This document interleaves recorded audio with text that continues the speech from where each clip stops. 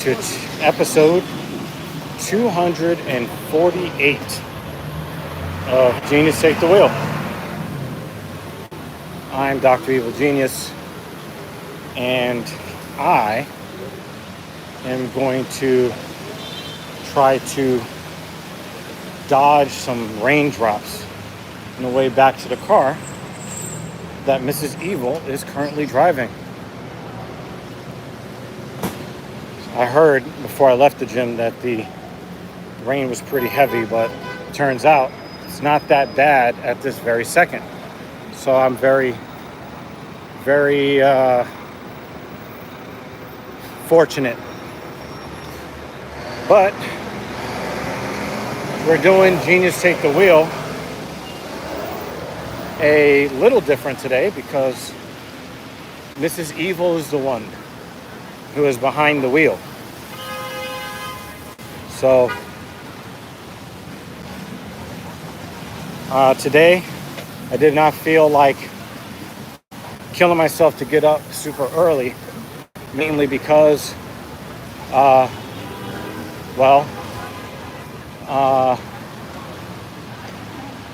allergies have been killing me for like the last 2 days. And so it really has kind of put a crimp in my fitness style.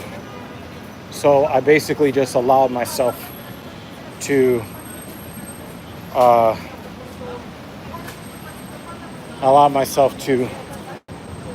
kind of wake up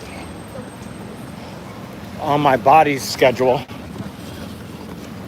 so that I don't make myself too miserable and increase the likelihood that I will perform as I'd like to. So I had Mrs. Evil drive me to the gym, go back home, and then basically brave this really awful traffic to come pick me up and bring me back home again. So just didn't think the traffic would be so horribly bad at this very moment in time, but this is rush hour New York City style. So you can just kind of see that there's just, and the traffic goes way down there. Look at all of that. So yeah. It's going to take a while for Mrs. Evil to get here, even from 3 blocks away. But anyway, I'm going to start giving you guys the autopsy of... oh, wow, there's a VV bubble tea here. If you guys haven't been to this place before, you got to try it. I had no idea that place is there. That is a good place, in my opinion, to replace your glycogen stores if you have destroyed them. I don't really have the time to get bubble tea right now, but, or, Nata, they have pineapple jelly tea, which I will be drinking at some time in the next couple of days. Their popcorn chicken is, they might have jacked up their prices, but I really do like it. And some good old honking of the horn. So anyway, so let's get to the autopsy of today's training. Today we started with legs, starting today with the hack squat machine. We started the hack squat machine because we did the leg press first last Wednesday. So I warmed up with the machine. I warmed up at 135, warmed up at 185. I warmed up at 135, warmed up at 225. We skipped 185. And then we went to a working weight of 275. And I added a repetition.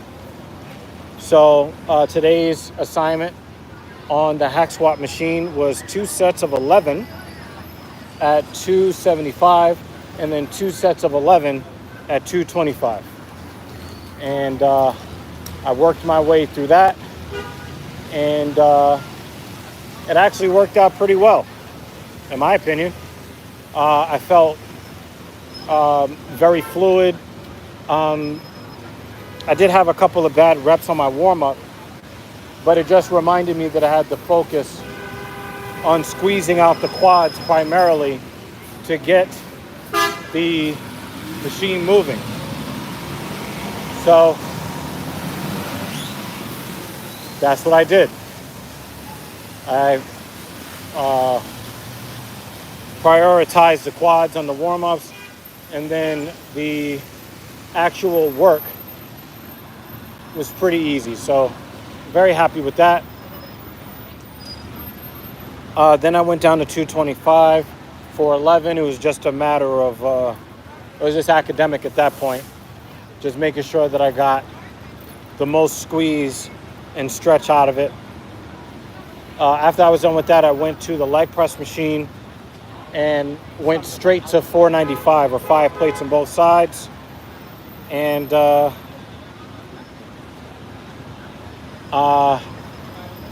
yeah, it ended up being a really good situation. 2 sets of 8, up from 2 sets of 7 last week. And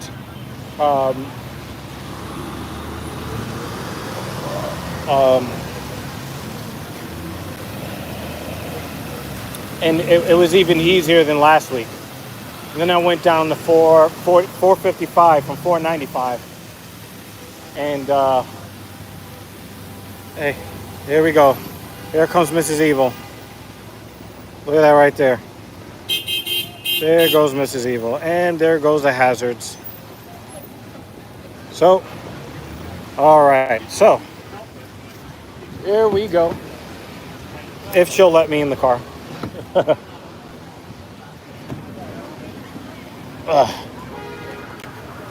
Drop off this bag.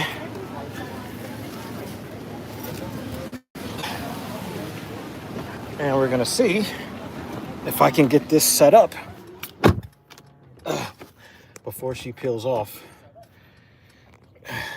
And just, oh no, I already took the Bluetooth off here anyway. Oh, I guess I'll just hold it. I guess I'm holding the phone. We're gonna let Mrs. Evil take on rush hour today. Say hi to Mrs. Evil. This is proof that she actually is tall enough. Yeah, she actually is tall enough. I am on my booster seat. Yeah. Unfortunately, like when we have to, sometimes when we have to adjust it, like the seat has to go back a long way. All the way down. Yeah. I could barely see above this. Yeah. It's pretty hilarious. Yep. But yeah. So here we go. Let's see if we can kill the volume there. Okay. Don't want any feedback. All right. So I'm a passenger today. All right. We agreed earlier today that we are proponents of misogyny, but we're going to let her drive. We're going to let her drive home. So anyway, just kind of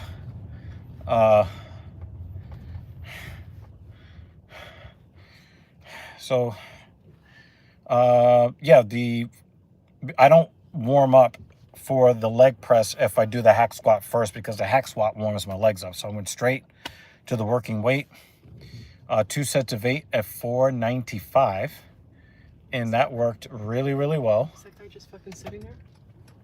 Yeah, but do we want? Yeah, people are just fucking. Oh, great. No hazards or nothing. Great. Yeah, that was dumb. So yeah, I went straight to the working weight, 2 sets of 8 at 495, full range of motion. and then went down to 455 for 2 more sets of 8, and that was academic. You know, the leg curls were actually somewhat easy, even though it was only my second time doing 3 sets of 8 at 180. So next time on Sunday, we're going to go to 3 sets of 9 at 180 on the prone leg curl. And then on the seated leg extension, I can actually feel a little bit of my fatigue. But that was also 3 sets of 8 at 190. Then I took a short break. I had to have a meeting with a prospective client over the phone. So I took that meeting, presented options to the prospective client, and we are going to do an evaluation on Sunday morning. So Dr. Evil is doing a whole lot of filling up every waking moment, either with his own training or with the training of others. So just kind of packing the schedule, if you will, which I kind of need to do because, you know, Trump's tariffs are tariffing. They're tariffing as hard as my quads are quadding. So after I took that that call, I then went and hit the upper chest, and I punished my upper titties. Now, technically, it was a success. However, I'm a little bit disappointed in how that went, because my last time I did the Smith machine incline press, I was only able to do 2 sets of 5+1 myo reps at 220. And I really wanted to string together the 6th repetition today, and I just couldn't do it. I failed. Now, after completing those 2 reps, I did 2 sets of 6 at 200 pounds clean, 2 sets of 6 at 180 pounds clean. That was not a problem. But I also figured, because I did the chest while I was already pre-fatigued from the leg work, that probably stole a couple of reps from me. And I'm fighting allergies at the same time. Even right now, it's horrible. Stuff came in, so yeah, use it. So It's definitely been helping. So you know, I read some articles last night while I couldn't sleep because of the allergies. And they were saying that the allergy seasons not only are longer, but they're more intense, and they're affecting more people than it normally would.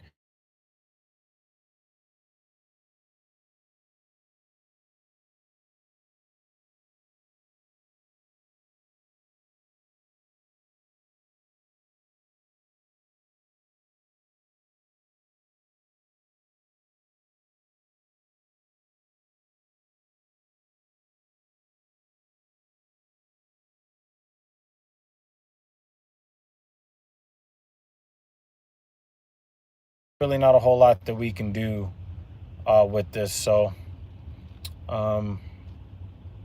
it is what it is, you know. So, you know, we're... Did you get disconnected? No, I had to politely inform somebody that I'm live streaming and can't pick up the phone. All right, so you know,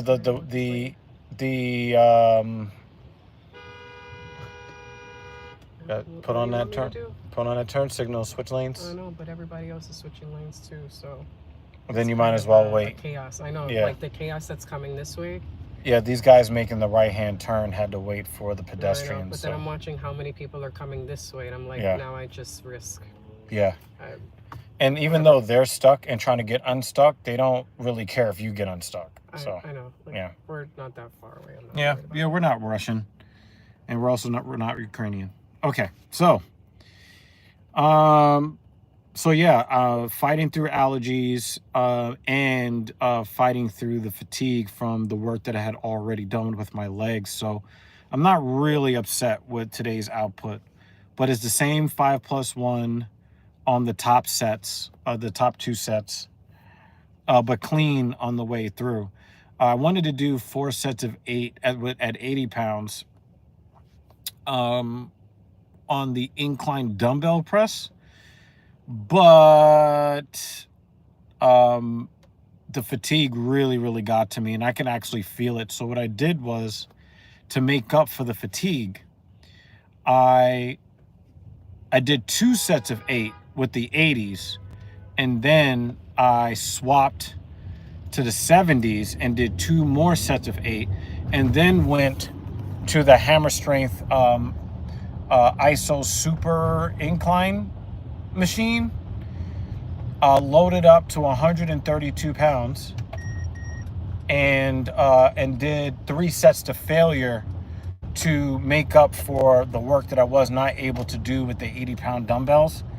And my upper pec just felt righteously fucked up. And I'm very happy with how righteously fucked up my pecs got. And then, you know, I could tell that I was falling off a cliff energy-wise. I didn't want to overdo it too much. So what I ended up doing was I just did my hanging dips. I tried to get 3 sets of 11. I got the first 2 sets, but I had to myo rep the last one, 8 plus 2 plus 1 to get to 11. But, you know, my triceps were pretty much cooked anyway. So it was really no big deal. No big deal. But I got a lot of good work in. You know, tomorrow I'm going to do some good vertical pull the way I'm supposed to. That's going to feel good. I'm really looking excited to do my vertical pull. But that was it. You know, I was fighting with allergies. I was fighting with fatigue, and I was successful. And you guys can be successful too. Just keep fighting. Keep fighting, y'all. I'm going to get out of here. Thank you so much for supporting what we do here on this channel. But I need lunch, and Mets baseball is about to start, and the Knicks are going to look to close out the tragic Boston Celtics. I'm just going to say this real quickly since she actually stopped. I've been a Knicks fan. I don't hate the Boston Celtics like a lot of New York sports fans do. But I really want the Knicks to beat the Celtics. But I have to say that Jason Tatum tearing his Achilles really puts a huge downer on the now probable Knicks victory over the Boston Celtics. Now, granted, the Knicks won 3 games with him in there mostly, but he had a chance to keep them in the game. He was the hot hand. As a matter of fact, his whole team basically stopped playing and gave the ball to him and said, "Please save us, Lord Jason Tatum." And he had that tragic tearing of his Achilles tendon that really has kind of soured the mood for me as far as celebrating the Knicks being up 3 games to 1. And I understand that injuries happen in professional sports, but I don't want my team to win that way. I want my team winning by beating the team's best players that are on the floor. And I remember when the Knicks lost to the Indiana Pacers last year, and the Indiana Pacers talked so much shit about how much better they were than the Knicks, but the Knicks basically had their G League team on the floor because 80% of their starting lineup were injured to the point that they couldn't play anymore for the rest of the season. And they were talking so much shit. "Oh, yeah, we sent y'all home, blah, blah, blah." You had a bunch of G Leaguers on the team. You didn't beat anybody. Like, how can you be proud of that? And then they went and got bent over by the Boston Celtics on the way to the Boston Celtics winning the championship in 2024. I don't want my team to win that way. I don't want my team to rest on their laurels. I don't want my team to play down to the perceived level of the competition. I want to beat the opponent on the strength of the players that we have.